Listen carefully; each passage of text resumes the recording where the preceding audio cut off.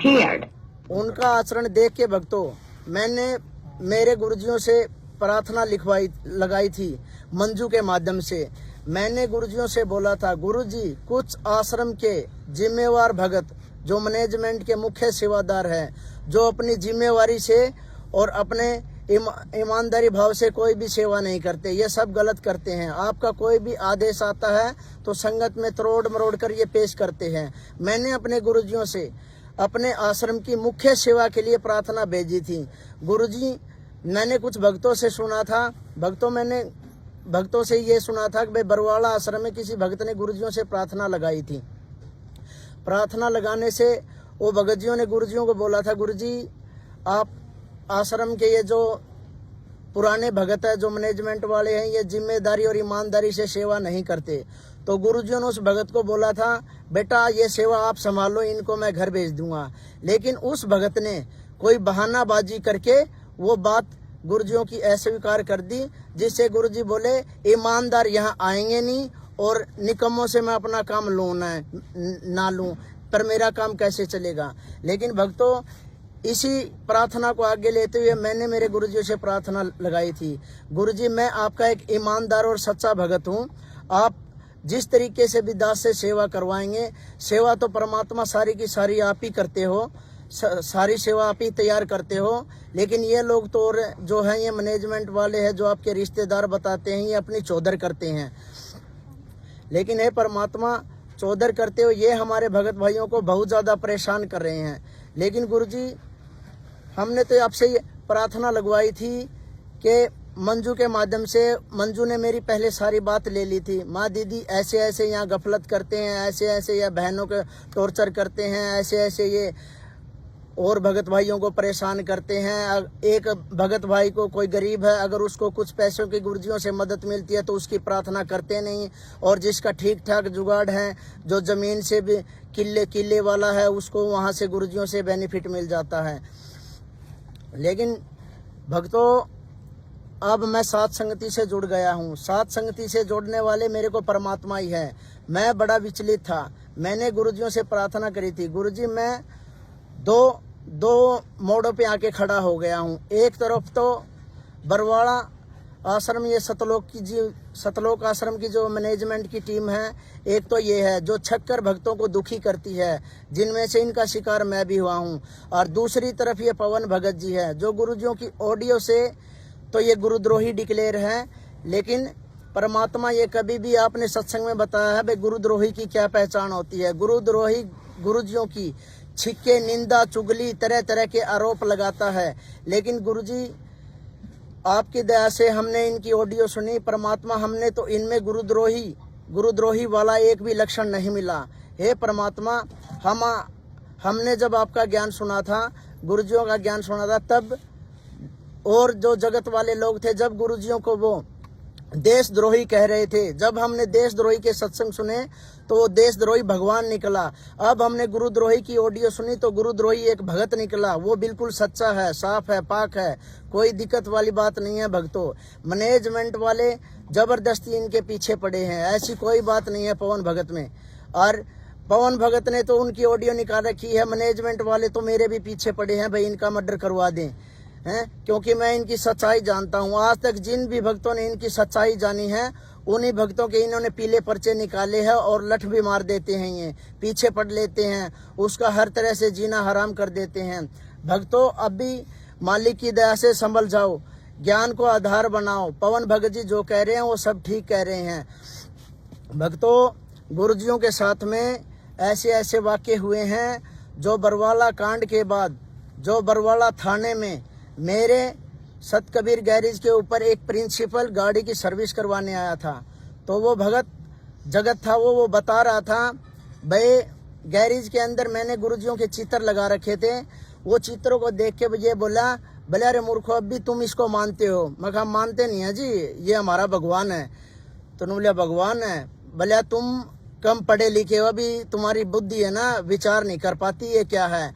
भले इस भगवान, हाँ, भले इसको भगवान को मैं भी चेक करने के लिए गया था उसमें बरवाड़ा थाना में। भले हमारा दोस्त था एक, प्रदीप जमोड़ी गैंगस्टर है जो सुना है, उसका बाप है ओम प्रकाश। बोले वो मेरा अच्छा मित्र है। और उसका मित्र एक डीएसपी था जो शेखपुरे का, वो जो डीएसपी था जिसने सुसाइड कर ली, वो उसका मित्र था भगवान दास। तो उसने उनको बताया भाई वो मेरे को बता रहे थे कि भाई अगर आपके गुरुजी अगर भगवान होते, कोई चमत्कार दिखाते, तो मैं उनकी परीक्षा लेके मैं उनका शिष्य बनने गया था। तो वो बोले ओम प्रकाश मेरे दोस्त ने मेरे को बुलाया, बोले आजा, जो वो रामपाल अपने आप को भगवान कहता था वो अपने दोस्त की कस्टडी में है और फिलहाल बरवाड़ा थाना में है, आज उससे चल के बात करते हैं, आज भगवान से तेरे को मिलाते हैं। तो वो प्रिंसिपल बताया था, मैं गया था गुरुजियों को चेक करने, भाई तेरे को भगवान हो गए तो मैं वहाँ नाम दीक्षा ले लूँगा। तो बोले हम दोनों वहाँ अपने मित्र के पास पहुंचे, भगवान दास डीएसपी के पास। डीएसपी भगवान दास के पास जाते ही उन्होंने बोला भाई मिलवा उस रामपाल भगवान से।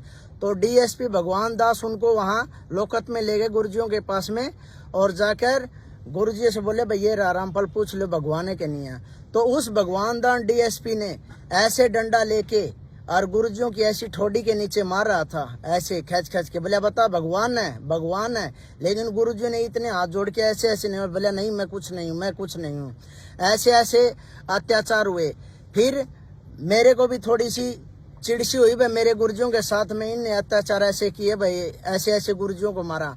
तो फिर मैंने उस प्रिंसिपल को बोला, माँ प्रिंसिपल जी अब ये बताओ, चलो हमारे गुरुजियों के साथ में तो आपने भगवान दास डीएसपी ने, आपके दोस्त ने ऐसे उसको लाठियां मार दी गुरुजियों के ठोडी के नीचे, लेकिन अब ये बताओ उन दोनों को क्या परिणाम भुगतने हुए। बोले परिणाम क्या भुगतने, मैं ये बताओ पहला भगवान दास डीएसपी कहाँ गया। तो वो प्रिंसिपल बोले उसकी डेथ होगी। मैं ये बता डेथ कैसे हुई है। वो बोले डेथ तो उन्होंने अपनी सुसाइड कर ली भाई, गोली मार ली थी। कोई फाग वाला दिन गांव में कांड हो गया था और जिससे उन्हें 1-2 मर्डर और कर दिए थे गांव में। उसके बाद में वो हड़बड़ाया गया था, उसने अपने आप का रिवॉल्वर से गोली मार ली, सुसाइड कर ली। मैं अब दूसरे नंबर पे ओम प्रकाश का बता क्या असर हुआ। भले ओम प्रकाश तो जीवित है। मैं कहा जीवित नहीं, उसका फैमिली में क्या हुआ। भले ओम प्रकाश का जो लड़का प्रदीप जमोड़ी गैंगस्टर था, भले उसका एक प्रदीप काला ही गैंग का ही बंदा था, उसने उस प्रदीप जमावड़ी को, उसके लड़के को भी मार दिया और साथ में ही उसकी माँ को मार दिया। मगर देखो उसका भी घर उजड़ गया। मगर प्रिंसिपल जी अब नंबर आपका है भाई, आप भी गुरुजी परीक्षा लेने गए थे, दोनों को तो ये सबक मिल गया है। अगर आप अच्छी चाहते हो तो ज्ञान आधार पे गुरुजियों से समय याचना कर लो। अब तीसरा नंबर आप कहा, आपके साथ देखो अब क्या बनेगी। तो भक्तों और भी बहुत सारे ऐसे वाक्य हैं। एक गैंगस्टर है रोहतक का राजेश सरकारी। जब मैंने गुरुजियों से नाम दीक्षा ली तो उस गैंगस्टर ने मेरे ही 10,000 रुपये की मदद की थी, जो मैं जेल से बाहर आया था छुट्टी भरवा के। तो उस गैंगस्टर ने बोला दीपू हमारे रोहतक एरिया का है तेरा गुरुजी। यार बोले तने कौन गुरु बनाया है। बोले इस तेरा गुरु का तो बोले अपना एक गैंगस्टरों में और उनका बच्ची था सर्कल का ही। बोले अपने बच्ची ने थप्पड़ मार दिया गुरुजियों का। रोहतक पेशी पर जावत है उसमें जो गाड़ी में जाते हैं। तो मैं मखा भगत जी मखा मेरे भाई राजेश कोई बात को नहीं, गुरुजियां का थप्पड़ मां साधु संत्या का चप्पल डले थप्पड़ लात गुस्से ये गाल ये बांडा अगर मैं कोई दिक्कत वाली बात को नहीं। अगर मखा गुरुजियां का आदेश ये आ जाए भाई इस लड़के ने, इस गैंगस्टर ने मेरे को थप्पड़ मारा है, तो मैं मखा ये जो भगत है ना ये अपने परमात्मा के लिए कुछ भी कर सके, जिसमें से मैं भी हूँ, कुछ भी कर सकूँ हूँ। लेकिन हम मर्यादा बंदे हैं भाई, कोई दिक्कत को नहीं, हमने कुछ नहीं कहा। मगर अगर इसके बच्ची के जो इमात वाले हैं इमातियों को भी देख लेंगे फिर तो, अगर गुरुजी आदेश देते। लेकिन गुरुजी ऐसा आदेश देते नहीं भाई किसी को लठ मारो थप्पड़ मारो गाली गलोच कुछ भी दो। लेकिन पता नहीं भक्तों ये कहाँ से ये लठबाज, ये गुंडे, ये बदमाश, ये बलात्कारी ये कहाँ से पैदा हो गए। जो गुरुजियों के मर्यादा में रहते हैं इनकी नजर में वो तो भगत है ही नहीं। जो बलात्कार कर देता है वो भी भगत, डकैती मार देता है वो भी भगत, लठ मारता है वो भी भगत, बरवाड़ा कांड में बम फेंकने वाले भी भगत, 20-20 रुपए के काले कपड़े बांध के सर में वहां बरवाड़ा कांड में जो अत्याचार कर रहे थे वो भी भगत, सारे ही भगत हैं। लेकिन जो मर्यादा में रहते हैं गुरुजियों के वो भगत क्यों नहीं है। गुरुजियों ने बोला भाई ज्ञान को आधार बनाओ। है संगत के अंदर स्वांगी भी बहुत है, बहुत ज्यादा स्वांग करने वाले मिलेंगे आपको। हंसर बुगले की पहचान भी बताइए गुरुजी, दोनों एक जैसे होते हैं लेकिन हंस कौन सा होता है बुगला कैसा होता है, सब कुछ बताया गुरुजियों ने। भक्तों आपकी आंखें कब खुलेगी। हर प्रकार से गुरुजियों ने ज्ञान दिया हमें। भाई आप इनको देखो, ध्यान से देखो, ज्ञान आधार से देखो, इनका आचरण देखो, बोलने चलने का व्यवहार देखो। अभी देखो भक्तों, संगत में कितने मैटर जो उजागर हो रहे हैं, चोरी के हो रहे हैं, जारी के हो रहे हैं, बलात्कारी के हो रहे हैं, हर तरह के मैटर हो रहे हैं। कभी ये पीले पर्चे निकाल रहे हैं, ये सभी के सभी फर्जी निकल रहे हैं। किसी का पर्चा किसी तरह से निकाल देते हैं, किसी का किसी तरह से निकाल देते हैं, अपनी मनमानी चलाते हैं। और ये मंजू बहन से मैंने पूछा था, मगर बहन ये जो आश्रम के सेवादारों से अपने घर पे ले जाके काम करवाते हैं, इनका क्या होना चाहिए? बोले भाई घर पे ये काम करवा हुआ है, ये बात तो गुरुजियों के आदेश को नहीं। बोले गुरुजियों के आदेश है, जो वांटेड भगत हैं, वांटेड भगत अपने घर के काम के लिए आश्रम के सेवादारों को ले जा सकते हैं। फिर मगर बहन जी मैंने ये बताओ, ना तो धर्मपाल वांटेड और ना वो वकील भगत जी वांटेड, ना ये वो कौन है वजीर और वांटेड। ये जो वांटेड नहीं है, ये हमें अपने घर पे काम करवाने के लिए जाते हैं, ये क्या मैटर है? तो वो बोली ये बात तो गलत है भाई, मर्यादा तबार। मैं कहा ये मर्यादा तबार चले दीदी, इनके खिलाफ कोई एक्शन करो। लेकिन एक्शन कोई कुछ नहीं लेता, सभी एक ही थाली के चट्टे बट्टे हैं। क्योंकि सभी वहाँ पर आश्रम में इन्होंने अपने अपने आश्रम बांट रखे हैं, अपने अपने आश्रम बांट के, और ये जो भी दान धर्म का पैसा आता है ये अपने हिसाब से डिवाइड करते हैं, अपने गुंडे बदमाशों को पालते हैं। अपने भक्तों जो इनके चमचे होते हैं, जो भक्तों के भगत होते हैं, उन्हीं की देख रेख ये करते हैं उन पैसों से। और हर तरह से ये मान ले जो भगत मर्यादा में रहता है उसको बिल्कुल टॉर्चर करते हैं। जेल सेवादार जो भगत बोले जाते हैं, कुछ भगत भाई वहीं आश्रम में हैं जिन्होंने मेरे को भी बताया था, दीपू आश्रम में ऐसे ऐसे अत्याचार हो रहे हैं। उन्होंने भी मेरे को अपनी सारी की सारी जो कमजोर बातें थी आश्रम के अंदर की, क्या क्या घटियापन करते थे, क्या क्या नहीं करते थे, उन्होंने सारी बताई। तो उन्होंने मेरे को बोला फिर मैं स्टैंड लूंगा तो क्या होगा? उन्होंने बताया था अगर आप स्टैंड लोगे तो आपके पीछे कोई नहीं खड़ा होगा, सिर्फ गुरुजी आपके साथ होंगे।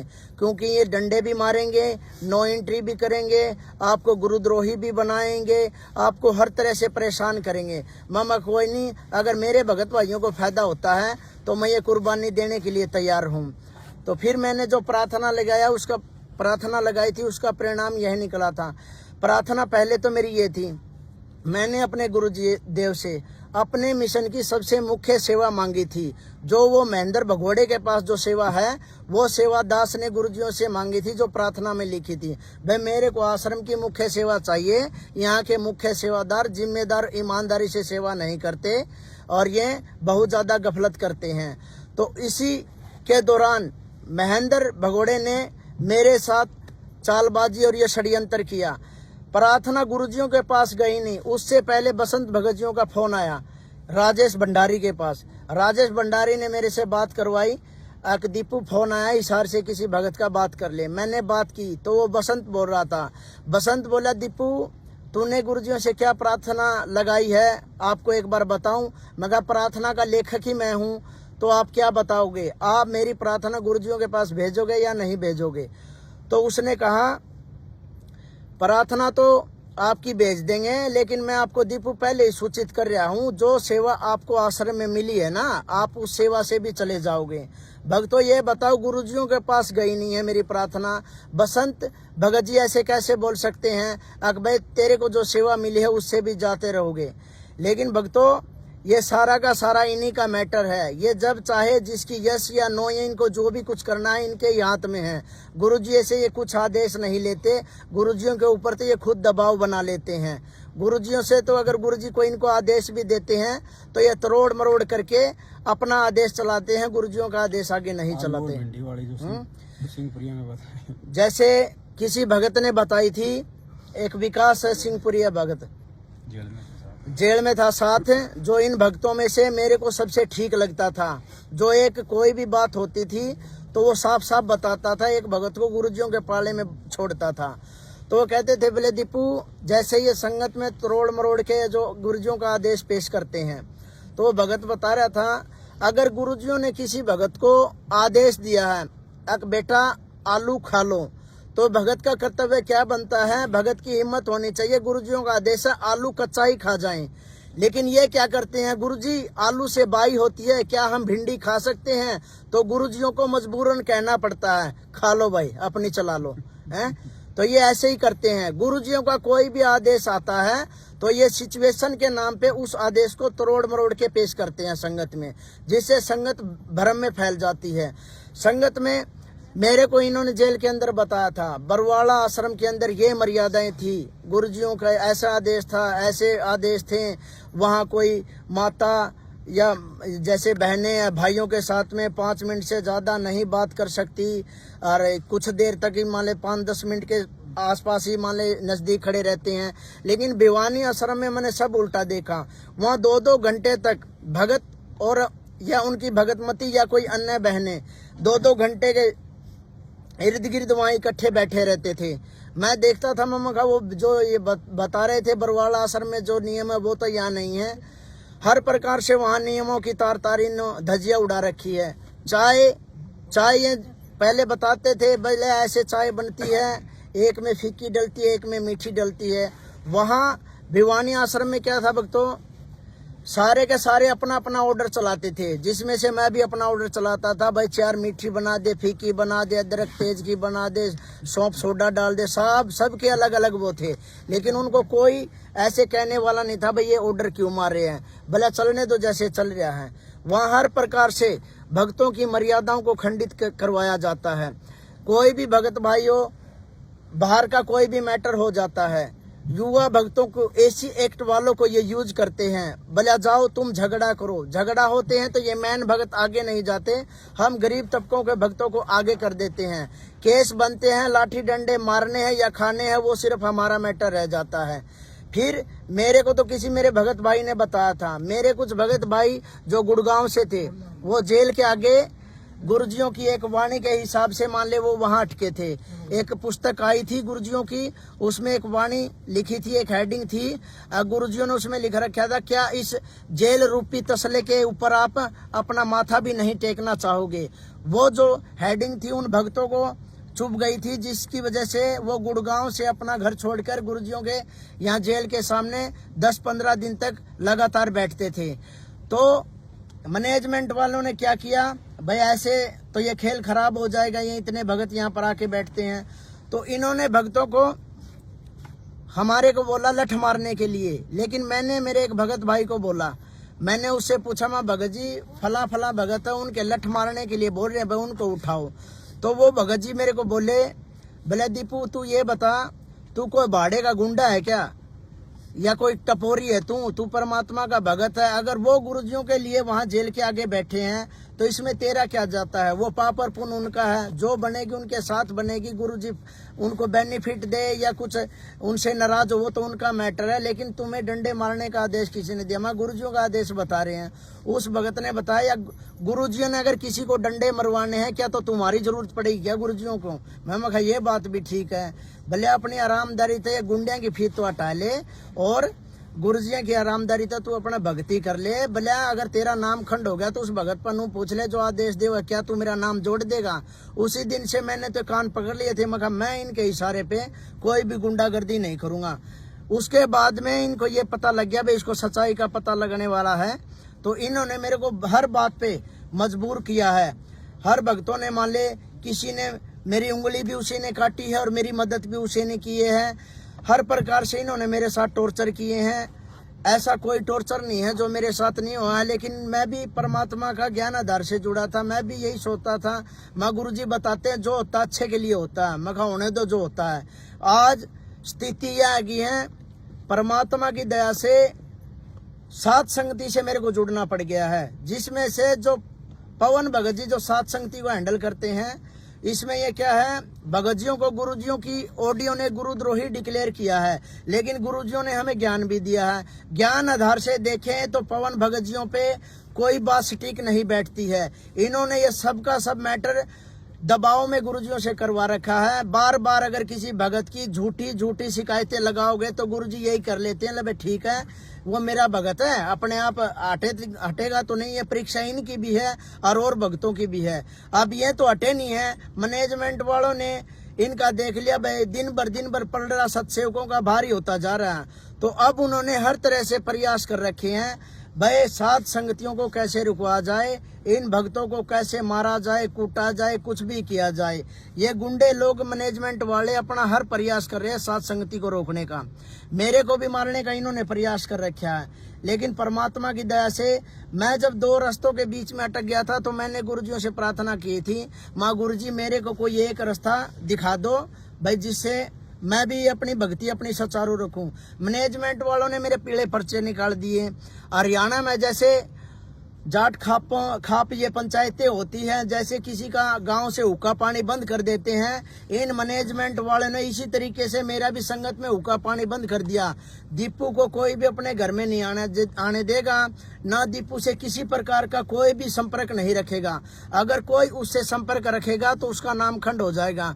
देखो भक्तों, मैंने इसे क्या गुनाह कर दिया भाई, क्यों नाम खंड हो जाएगा। अगर मेरी 26 जनवरी को 9 एंट्री हुई थी, एक मेरे रिश्तेदार है जो अमरजीत है, जो बडाला से है, वो गुरुजियों का शिष्य है, उस भगत ने मेरे साथ फोटो खिंचवा लिया था। उस भगत का फोटो के ऊपर भी इन्होंने नाम शुद्ध करवाया, बोले आपका नाम खंड हो गया, आपने दीपू का सहयोग किया है भाई, फोटो खिंचवा लिया। भक्तों ये क्या ड्रामा है, फोटो खिंचवाने से थोड़ी कोई नाम खंड हो जाता है, हैं? अब देखो इनकी ये क्या राजनीति है, कभी वोट के नाम पे ये खुद ही लोग तो बता रहे थे हमारे गुरुजी वोट बैंक की राजनीति से बहुत दूर है, ऐसे ऐसे राजाओं ने भक्ति के लिए राह छोड़ दिए हैं, फिर ये क्यों बीजेपी के कभी कांग्रेस के क्यों वोट डलवाते हैं। इन्होंने खुद मेरे को बोला है दीपू नहीं, वोट के चक्करों में नहीं रहना है। अब ये वोट भी डलवा रहे हैं, कभी दाने मांग रहे हैं, कभी कुछ मांग रहे हैं, सब कुछ ये कर रहे हैं। इनका पता नहीं अब क्या होगा क्या नहीं। लेकिन भक्तों मैं तो ये कह रहा हूँ, ज्ञान आधार से पवन भाई के वीडियो देखो और साध संगति से जुड़ने की कोशिश करो। जैसा भी हो भाई, जैसा आपको सत्य लगे, सत्य की पहचान करो, साध संगति से जुड़ो भक्तों। साध संगति से जुड़ोगे तो हम सतलोक के लिए, परमात्मा के लिए घूम रहे हैं, या इन मैनेजमेंट वालों से बेनिफिट। मैनेजमेंट से जो भी भगत जुड़ा है, अपनी अपनी स्थिति अपने अंदर जाके देख लो, तुम्हारे घरों में कितने बेनिफिट है, कितने नुकसान है। कुछ भी नहीं है। हर भगत, मेरी हर भगत से बातें देख होती थी, हर भगत मैनेजमेंट के खिलाफ है, लेकिन वो नीचे ही नीचे है, हैं? क्योंकि ये पहले उसको काना कर देते हैं, उसको बोलने के लिए छोड़ते नहीं है। या तो वो भ्रष्ट होता है, या किसी माता या बहन के साथ में उसके गलत संपर्क मिलते हैं। हर प्रकार से युवा भक्तों का देख लो क्या बनवा रखा है इन्होंने, हैं? वहाँ जैसे बहनें आती हैं, जो लड़कियां आती हैं, जो जिनसे पहन के आती है, जो वहाँ के युवा सेवादार हैं, आपसी में पर्ची पकड़ा देते हैं, चैटिंग चालू कर लेते हैं, कुछ ही दिनों में वो रमैनी कर लेते हैं। जो घर वालों को रिश्ता पसंद नहीं होता, कुछ ही दिनों में उनकी रमैनियाँ बिखर जाती हैं। अभी देख लो भक्तों कितनी रमैनियाँ हैं, जो भगत भाई झूठ बोल बोल के और रमैनियाँ कर लेते हैं, और वो बहनें अपने घरों पर बैठी हैं, वो भगत भाई ऐसे परेशान हुए घूम रहे हैं। लेकिन ये कौन करवा रहा है? ये मैनेजमेंट वाले करवा रहे हैं, ये सब का सब इन्होंने ये ड्रामा रच रखा है। अब भक्तों संभलने का मौका है, परमात्मा ने मेरे ऊपर दया की है। भक्तों आप भी है ना साध संगति से जुड़ने की कोशिश करो। साध संगति वाले जितने भी भाई बहन हैं, ज्ञान आधार पे मेरे को बहुत अच्छे लगते हैं। जैसे शुरू में जब मैं गुरुजियों का ज्ञान सुन के जेल से बाहर आया था, तो मुझे किसी भी भगत में दोष दिखाई नहीं दे रहा था। मेरे को ये देखता था भाई दीपू सारे ही तेरे जैसे हैं। फिर दिन भर दिन भी इनके जैसे गुना ये उजागर होते गए, इनके ये जो कांड उजागर होते गए, कैसे ये भगत तारीखों पे आते हैं, ये मर जाते हैं, ये फांसी खा जाते हैं, ये कुछ भी कर जाते हैं। इनका सारा मैंने ड्रामा देखा। सार नाम तीसरा मंत्र चौथा मंत्र लिया हुआ भगत भी इतनी घटिया से घटिया हरकत करता है।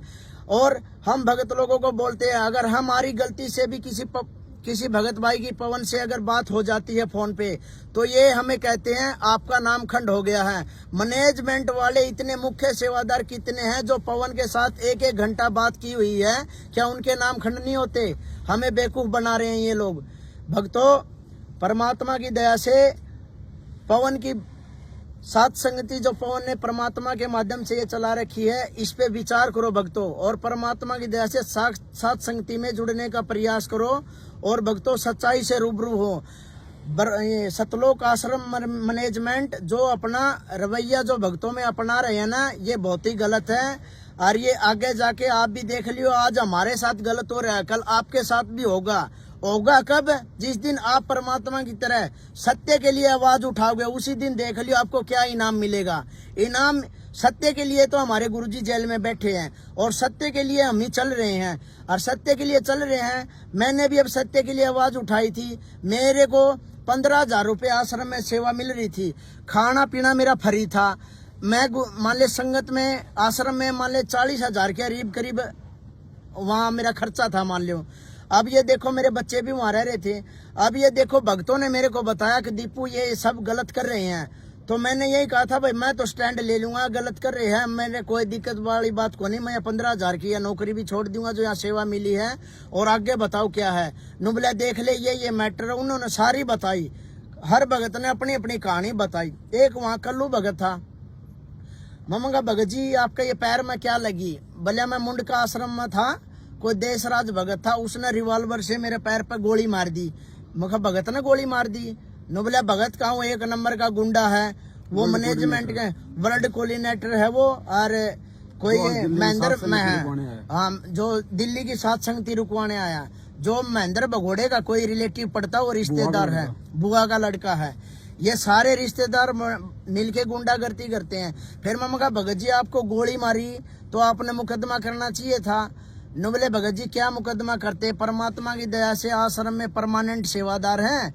ये लोग बोले भला गुरुजियों की बेइज्जती हो जाएगी। अरे मैं कहा गुरुजियों की बेइज्जती के तन दारू थोड़ी बेचनी थी, तेरा गोली मार रखी है पैर में, केस कर तू। भगत गोली थोड़ी मारेगा आश्रम में।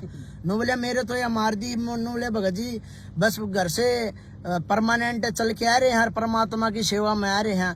अगर बोले ये हॉस्पिटल में ले गए थे, हॉस्पिटल में ले जाने के बाद में पुलिस वो हॉस्पिटल वाले बोले ये पुलिस केस है, तो फिर इन्होंने हॉस्पिटल से मेरे को एडमिट नहीं करवाया। इनने जो भी फिर कोई ट्रीटमेंट मेरे को दिलाया वो मेरा आश्रम में किया।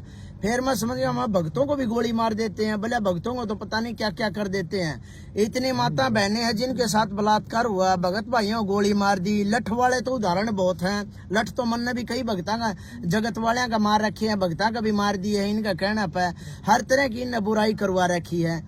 तो भक्तों जागने का मौका है। एक भगत ने और बताया था, भले दीपू मन ने भी परमात्मा से है ना बरवाड़ा आश्रम में सेवा मांगी थी। गुरु जी मैं आपके नजदीक रहना चाहूँ, परमात्मा दया करो मेरे को गनमैन की सेवा दे दो।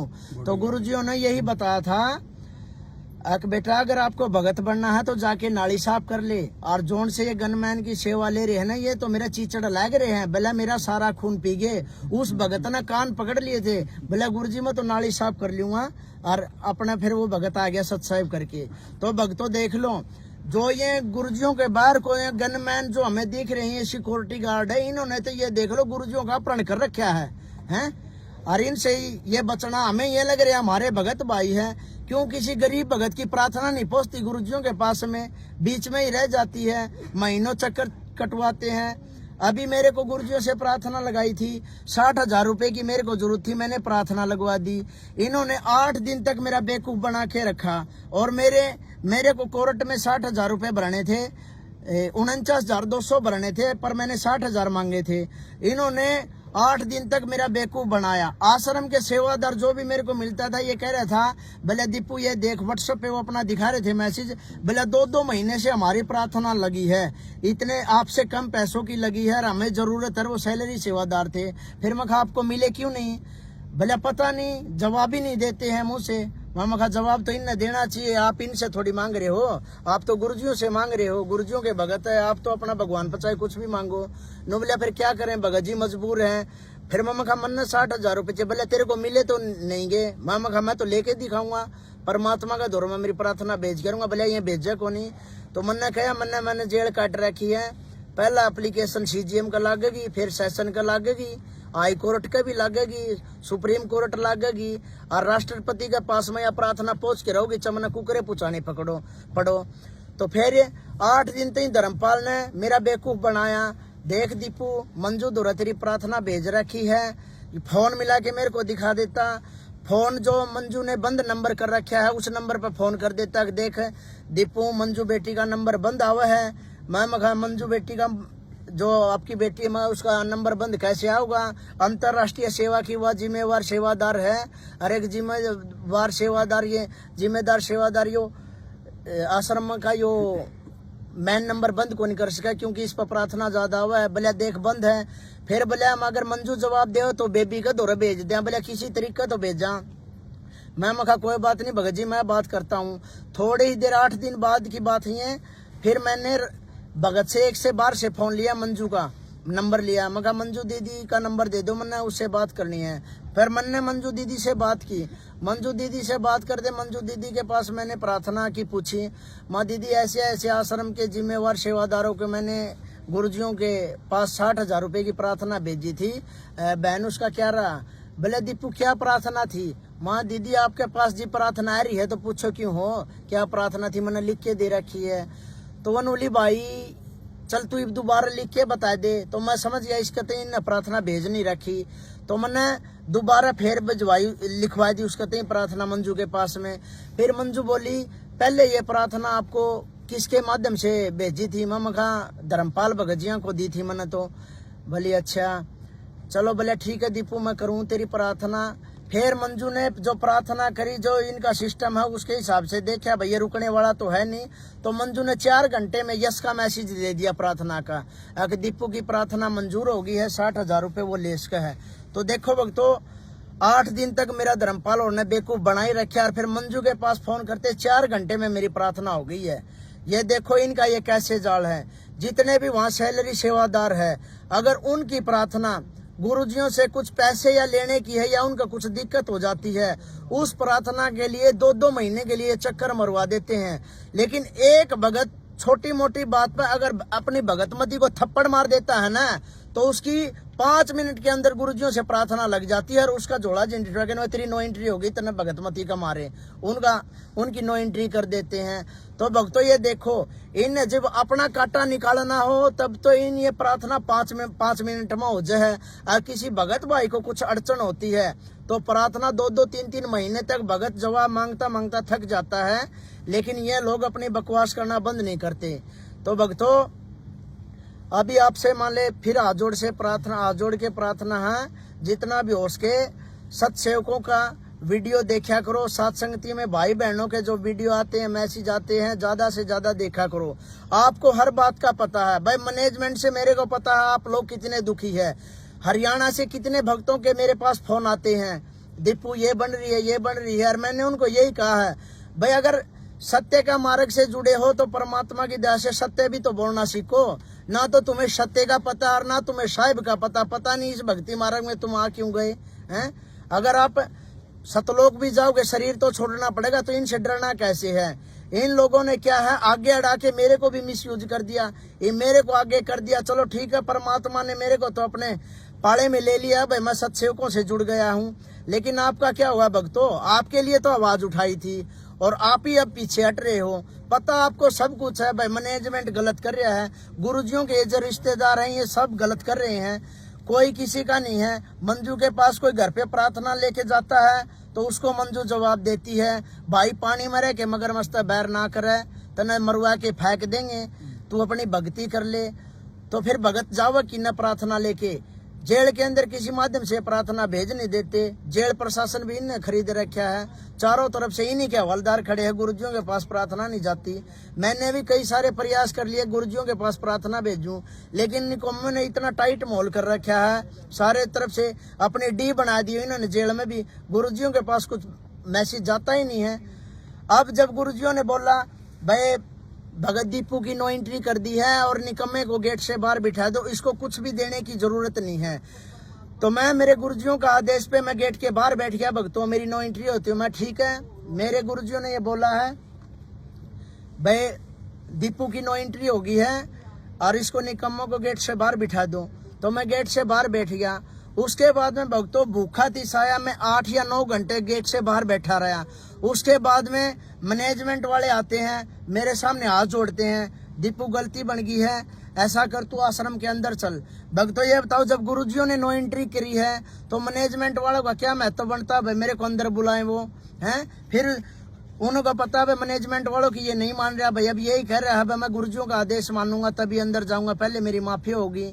फिर मेरी एक 7 रोड की लीलम बैंड है, मैनेजमेंट वालों ने उसका फोन करवाया, जिससे 3-4 महीने से मेरी बातें बंद हो रही थी। मैनेजमेंट वालों ने फोन करवा के लीलम बैंड ने, जो मेरा, मैं जिसको अपनी माँ से भी बढ़ के मानता हूँ, उस लीलम बैंड ने मेरे ऊपर दबाव दिया, भाई तू गेट के आगे से उठ ले। मैं कहा बहन, गुरुजियों ने एंट्री करी है और गुरुजियों ने वाणी भी बोल रखी है, भाई जो गुरु वचन पर डट गए कट गए फंद 84 के। और फिर गुरुजी ने कहा द्वार धनी के पड़ा रवा धक्के धनी के खा, 100 काल जक जोड़ी पर द्वार छोड़ के ना जा। मैं कहा जब मेरे गुरुजी ने गेट तक बाहर बैठने की कहा है, मेरे घर जाने की तो कहा मैं तो यहाँ जब बैठा हूँ।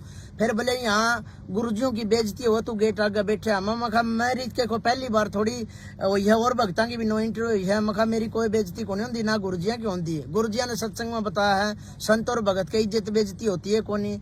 फिर मैं कहा बहन आज वो भाई और बहन वाला कोई मैटर नहीं है, आज मैं ऐसा शिकंजा में फंस के खड़े हो गया हूँ, षड्यंत्र का शिकार हो रहा हूँ। एक भगत और भगवान का मैटर चल रहा है यो। और मैं कहा बहन इसमें मैं तेरी कोई भी बात को नहीं मान सकता। आज तक ऐसा कोई मान ले कहना नहीं था जो मैंने मेरी दीदी का कभी मोड़ा हो, मैंने कभी तेरा कोई कहना मोड़ा नहीं। लेकिन आज बहन और भाई वाला मैटर ही नहीं है, भगत और भगवान का, मैं तेरी बात नहीं मान सकता। फिर कुछ देर बाद गुरुजियों के बड़े लड़के का फोन आता है, जो वीरेंद्र है या पता नहीं नरेंद्र, क्या नाम है उनका, वीरेंद्र का फोन आता है। वो कहता है मैनेजमेंट वाले आते हैं मेरे से बात करवाते हैं, भाई वीरेंद्र का फोन है। हाँ वीरेंद्र भगत जी सत्साई वीरेंद्र से करी। वीरेंद्र बोला दीपू अच्छा ज्ञान समझ में आ गया था, भक्ति तक तू जुड़ गया था, ये भी उतना के करके खड़ा हो गया लफड़ा के है। वहाँ कुछ नहीं भगत जी, मंजू दीदी तो प्रार्थना लगवाई थी, उसने करवा दिया ये सारा सिस्टम, भला उसको भी समझाया है। फिर मम्मा का समझाया तो ये मेरी नो इंटरव्यू है, मेरे गुरुजी मना माफ करेंगे जी, मैं अंदर चला जाऊंगा। बोला कोई बात को नहीं गुरुजी तेने माफ भी कर देंगे, लेकिन अब तेरे को मैं बोल रहा हूँ तू आश्रम के अंदर चला जा। भाई मैं कह रहा हूँ कोई मैनेजमेंट वाला तेरे को कुछ नहीं बोलेगा। मैं मगा भगत जी आप मेरे गुरु थोड़ी हो, आप तो मेरे नॉर्मल से भगत भाई हो, मैं आपका आदेश कुकर मानूं, मानना आदेश गुरुजियों का चाहिए। अरे बोला मैं भी तो कुछ होगा, मगर मेरी नजर में तो कुछ भी को नहीं। हाँ मनने तो मेरे गुरुजियों आदेश चाहिए। और पूरी क्या कह रहा था, बोले मरवा के छोड़ दिया। हाँ जेल में एक भगत था, वो जगत था बलवान जुलेड़े का, वह पूछा थे चकिया मारे बोले यो के करवा दिया, बोले कि मैं नहीं बुढ़ा दिमाग खराब हो रहा, हम और फंसवा के घेर दिया। कौन बोला? हाँ, ये जो गुरुजियों का बड़ा लड़का है। अब ये जो जितने भी बात वहाँ बोलते थे वो जगत वाले, हम कहती भाई बात तो करते ही थे, जब तक तो मैं शरण में ही नहीं आया था गुरुजियों का है। इसी घटिया सतर की ये बातें करते थे। ये जितने भगत थे जे गुरुजियों का केस में फंस तो गए थे, कुछ भक्तों ने छोड़ के जिनके जुगाड़ नहीं थे, जो गुरुजियों के रिश्तेदार थे, सारे ने अपने पैसों का बलबूते पे, जो अन्य कैदी थे जेल के गैंगस्टर थे, उनके पास अपनी जजों से सेटिंग करने के लिए, नाम कटवाने के लिए पैसों में सेटिंग करते घूम रहे थे। लेकिन परमात्मा ने ऐसा होने नहीं दिया, एक भी नहीं निकलने दिया इनमें से। इनने पूरी सेटिंग करने के लिए पूरे हाथ पैर मारे थे, चाहे कितने लाख रुपए में बात हो, हमने इस मैटर तक छूटना चाहिए, लेकिन परमात्मा ने एक भी नहीं निकलन दिया।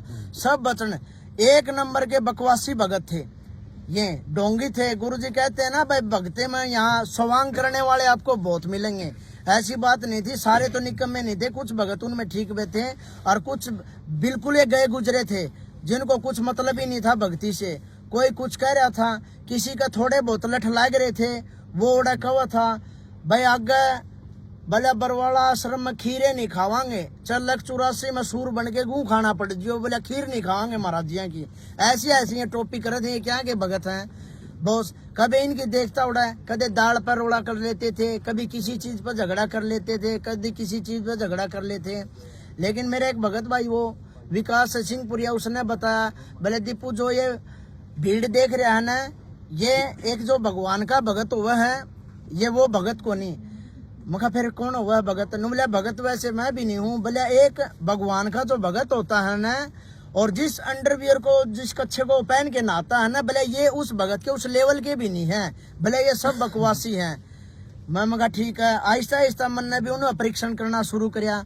उनमें से आधे से ज्यादा तो बगैर मतलब की भीड़ हो रही थी, जिन्होंने कोई मतलब नहीं था गुरुजियों से, जो एक दूसरे पर कमेंट बाजी गाली गलौच जिनका बहुत बोल रहे थे हम सार नामी हैं, बहुत घटिया सतर था। और अब भी मैंने तो देखा है सार नाम में इन्हें सार नाम बांट दिया है। जितने युवा भगत आश्रम में और ये और जो बड़े जो बुजुर्ग भगत हैं, इनका सभी का घटिया आचरण है। गंदे गंदे कमेंट करते हैं, गंदे गंदे युवा भक्तों को चुटकुले सुनाते हैं। बहुत सारा माले घटियापन है। एक नंबर के झूठ बोलते हैं, फोनों पे झूठ बोल देते हैं। इनको रिकॉर्डिंग सुनाते हैं तो ये बकवास करते हैं, नहीं तू झूठ बोल रहा है, और रिकॉर्डिंग में साफ है। अगर देखो माफिया मांग रहे हो और आप ही मना कर रहे हो। हर प्रकार से इनका घटिया लेवल है। ये एक आने की भी भगत नहीं है, ये बकवास बहुत ज्यादा कर रहे हैं। गुरु जी मांग रहे थे एक बार धर्मपाल बलवान और कंडे। हाँ, ये सारे माफी मांग रहे थे। ये भी ये बलवान था, ये मास्टर जी जो बालक गांव का है। इन्होंने मेरे से पहले तो गलती करी और गलती के ऊपर मैंने जब इनको स्टैंड लिया, धमकाया, तो फिर उन्होंने फोन पे मेरे से माफी मांगी। जो मेरे पे बकायदा अब भी रिकॉर्डिंग पड़ी है। जो मैनेजमेंट का मुख्य सदस्य भी माना जाता है, वो भी कोई ना कोई पद है उसका वहाँ पर।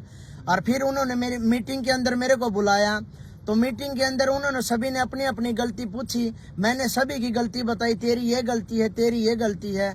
जब उस मास्टर जियों का नंबर आया तो वो धर्मपाल बोले, बोले मास्टर की क्या गलती है? मास्टर जियों ने जो गलती की थी ना, इन्होंने माफी मांग ली है।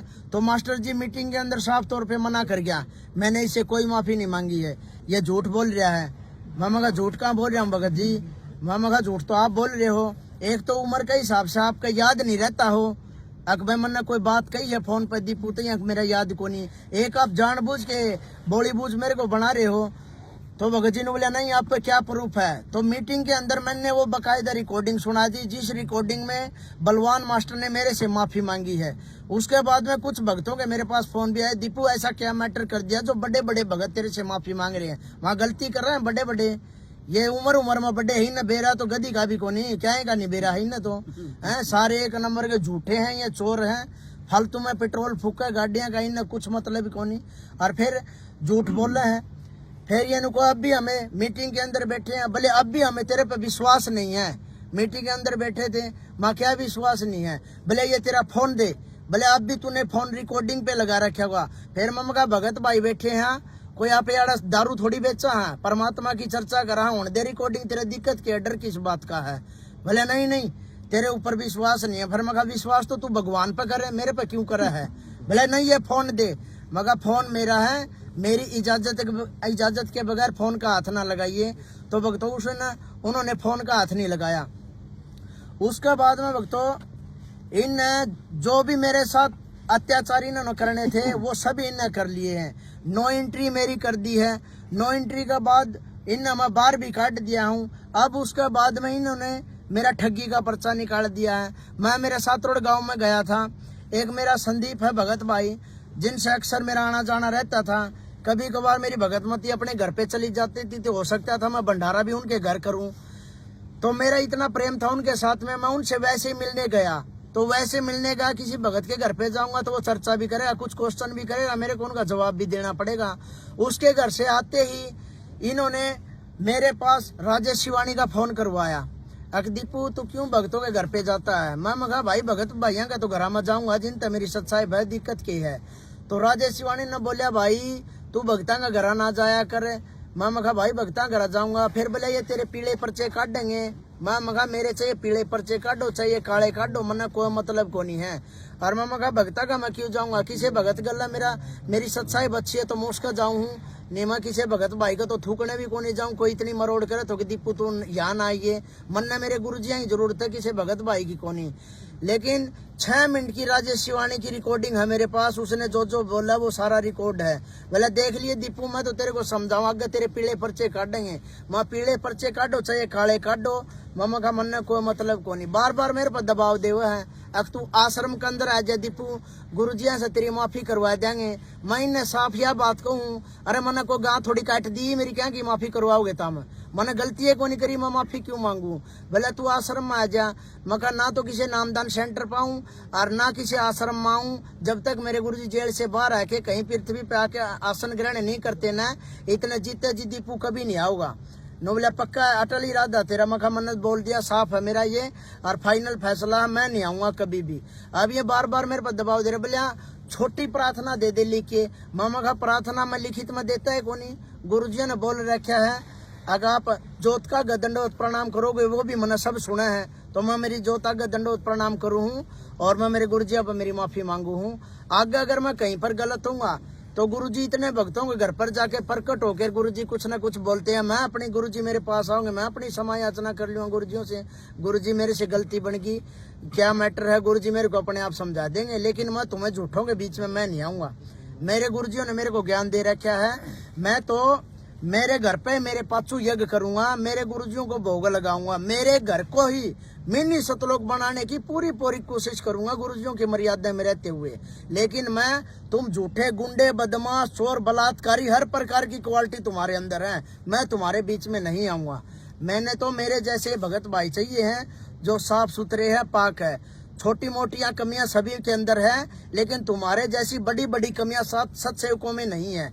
तुम्हारे अंदर तो कितने देख लो, जो मोटे मोटे पदों पर बैठे हैं, बलात्कारी भी भगत है, और भले इतना एक नंबर का ये तो भगत है, चोर भी भगत है, ठग भी भगत है, आश्रम का सामान बेचने वाला भी भगत है। हर प्रकार के जो चोरी डकैती जो भी निकम्मे काम करते हैं वो सारे भगत है। लेकिन जो मर्यादा में कोई रहता है वो भगत नहीं है। भक्तों, परमात्मा की दया से बार बार आपको यही बता रहे हैं, सत सेवकों से जुड़ने की कोशिश करो। ये भाई, भगत भाई और बहनें, इनका बहुत अच्छा आचरण है और परमात्मा को भोग लगाते हैं। आगे आने वाले समय में परमात्मा का इसी तरह से हर घर में परमात्मा की सत्संगति होगी और परमात्मा का इसी तरीके से भोग लगेगा। 6 या 7 साल के अंदर हरियाणा सतलोक आश्रम मैनेजमेंट का यह बुरा हाल है जो मेरे को देखने को मिला है। लठबाज, गाली गलौच, बहनों के साथ में बलात्कार, चोरी जारी, सब रिश्वतखोरी इनके अंदर सब वो है। परमात्मा कभी तो, अब ये देखो पुलिस का सहारा लेने लग गए हैं, लेकिन भक्तों परमात्मा ने तो यही बताया भाई अपना यहाँ कोई नहीं है। आज देखो इन्होंने जो आर्य समाजी हमारे साथ बर्ताव कर रहे थे, आज सत्सेवकों के साथ में हरियाणा आश्रम के जो ये मैनेजमेंट वाले हैं सतलोक आश्रम के, ये कर रहे हैं। भगत भाइयों को पीट रहे हैं, बहनों को पीट रहे हैं, बहनों को ऐसी गंदी गंदी गालियां देते हैं, शराब पी पी के ये आते हैं और भक्तों को लठ मारते हैं। क्या हमारे गुरुजियों ने यही सिखाया है क्या? भक्तों, आप तो मेरे से बहुत पहले जुड़े हैं, 7 साल हो गए मेरे को हमारे गुरुजियों के सत्संग सुनते हुए। हमारे गुरुजियों ने कभी भी ऐसी शिक्षा नहीं दी है अब मेरा भगत कोई गाली गलौज करेगा या मेरा भगत कोई लठ मारेगा। तुम्ही ने तो बताया है, कोई भी कांड होता है, कोई भी झगड़ा होता है, गुरुजी तुम्हें एक बात बोलते हैं, गेट पर ताला और हाथ में माला। तो ये आश्रम में बम कौन पड़वा हुआ है? ये सब फर्जी महेंद्र भगोड़ा के आदेश है। गुरुजी ऐसा कोई आदेश नहीं देते। मैंने तो आज तक गुरुजियों का आशीर्वाद भी नहीं लिया है। जो कुछ भी आपने ही बताया है, जो पुराने भगत है, जो सेवक हैं, उन्हीं ने बताया है। कुछ बहनों ने मेरे को बताया है कि दीपू ऐसे होता था आश्रम में, कुछ पुराने भक्तों ने मेरे को बताया है और गुरुजियों का मैंने ज्ञान सुना है। आज तक मैंने तो गुरुजियों से आशीर्वाद भी नहीं लिया है। जो कुछ भी बताया तुमने ही बताया है और मैंने तुम्हारी बात पे स्टैंड लिया है और तुम्हारी बात पे स्टैंड लिया है। जब मैं सत्य के मार्ग में चला हूँ, जो इनाम मेरे गुरुजियों को मिले हैं आज वो हमें सत्सेव को भी सभी को मिल रहे हैं, दीपू को भी वही इनाम मिला है। तो भक्तों, परमात्मा की दया से दीपू भगत जी आपसे हाथ जोड़ के प्रार्थना कर रहे हैं। मेरे सभी भाई भगत बहनों और भाइयों से हाथ जोड़ के प्रार्थना है, जितना भी हो सके साथ संगति वालों के वीडियो देखो और परमात्मा की दया से साथ संगति से जुड़ने की कोशिश करो। आज के इस साथ संगति में दीपू पहली बार आया है, जहां लुधियाना की साथ संगति थी। मुझे यहां आने के बाद बहुत अच्छा महसूस हुआ है और परमात्मा की दया से आज जो मैं वीडियो में जो भी बोल रहा हूं वो मुझे आज खुद को भी ऐसा लग रहा है भाई जैसे कई सारी बातें रह गई है जो आपके सामने पेश करनी थी, लेकिन परमात्मा की दया से आज मैं बोलने में थोड़ा बहुत हिचकिचा रहा हूँ। कुछ पॉइंट जो मैंने बोलने थे वो मेरे से बोले नहीं गए हैं। परमात्मा की दया से आगे से संघर्ष जारी रहेगा और आगे अच्छी तरह से जो सच्चाई होगी आश्रमों की, इन भक्तों की जो भक्तों को स्वांग किए हुए हैं, इनकी सारी सच्चाई आपके सामने उजागर करूंगा, जिसका परिणाम मेरी मृत्यु तक भी हो सकता है। लेकिन मैं मेरे भगत भाइयों को जगाने के लिए अपनी कुर्बानी देने के लिए तैयार हूँ। परमात्मा की दया से जितने भी मेरे भगत भाई हैं सभी को सच्चाई से परिचित कराऊंगा और इन घटिया गुंडे और बदमाशों से और इनकी सारी हरकतें मैं आपको बताऊंगा। ऐसा सतलोक आश्रम मैनेजमेंट का कोई भी गुंडा या बदमाश ऐसा नहीं है कि कोई बंदी छोड़ सतगुरुदेव रामपाल जी महाराज का भगत को कोई डरा के या धमका सके। अगर कोई भगत परमात्मा का भगत है तो वो बिल्कुल नहीं डरेगा। और वैसे डरने वाले बहुत है, लेकिन वो भक्तों की गिनती में भी नहीं आते हैं। तो परमात्मा की दया से भक्तों, आज दास सिर्फ इतना ही बोलेगा। आगे परमात्मा की दया से आज मैं थोड़ा पहली बार कैमरे के सामने आया हूँ, थोड़ा हिचकिचा रहा हूँ, लेकिन आगे वाली वीडियो में आपको साफ तौर पर इनकी सारी सच्चाई बताऊंगा।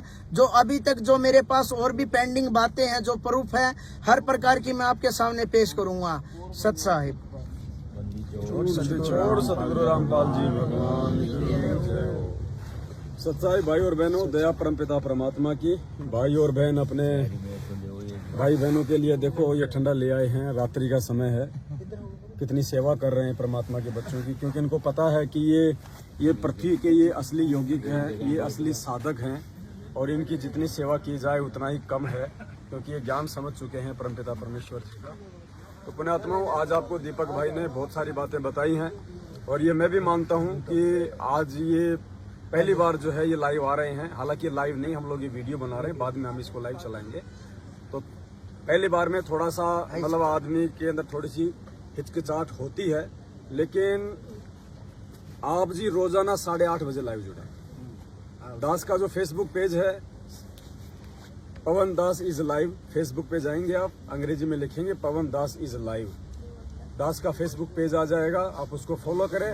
रोजाना रात्रि 8:30 बजे, हम दिन में भी लाइव आने का प्रयास करेंगे बीच बीच में, लेकिन रात्रि 8:30 बजे अब हम रोजाना लाइव आने का प्रयास करेंगे।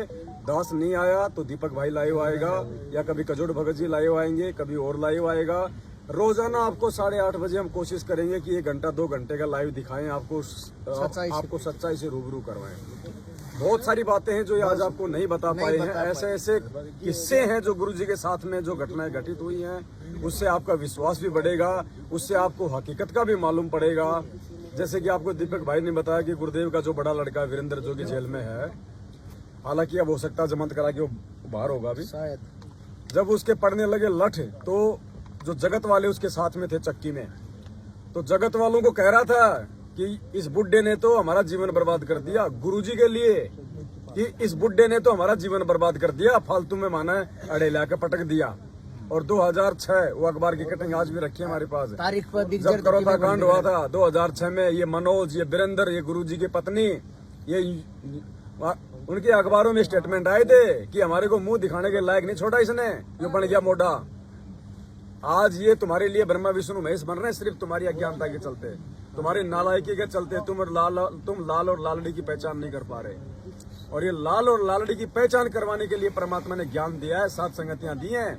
इस भक्ति मार्ग में गुरु जी का सबसे बड़ा कोई दुश्मन है, सबसे बड़ा कोई रोड़ा है तो उनका परिवार है। ये बेटा बेटी, भाई बंधु, रिश्तेदार, जमाई और इनके चमचे, ये स्टेट कोऑर्डिनेटर, ये नामदान संचालक, सबसे बड़े बाधक, सबसे बड़े दुश्मन है ये परमात्मा के। और जो जो व्यक्ति इनकी संगति करेगा, इनका साथ देगा, वो भी परमात्मा को उतना ही बड़ा जो वो शत्रु की जो है वो गिनती में आएगा।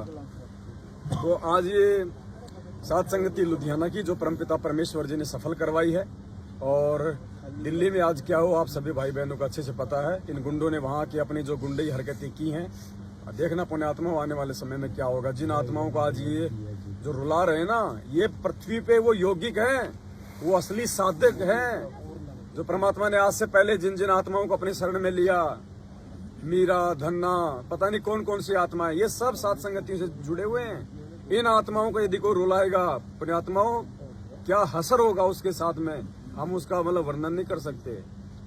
ये लोग अपने पतन की तरफ जा रहे हैं, और तुम भी मरोगे इनके पीछे बेवजह। नोट कर लो, अगर समय रहते तुम लोगों ने इनका साथ नहीं छोड़ा, इनकी कुसंगति नहीं छोड़ी, तुम्हारी भी वो दुर्गति होगी जो सुखदेव की हुई थी। तो भाई बहन बैठे हुए हैं, और कोई भाई बहन कुछ बोलना चाहे, कुछ बताना चाहे परमात्मा की दया से।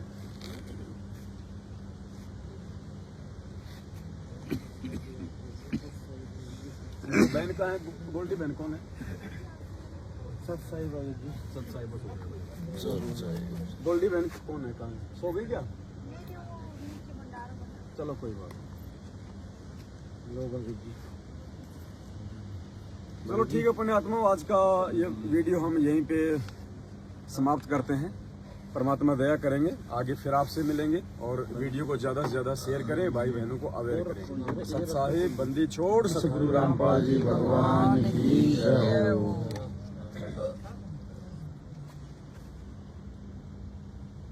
मोर आगे लाइव आई नहीं, जो सारी बात तो अभी पेंडिंग रहेगी वो तो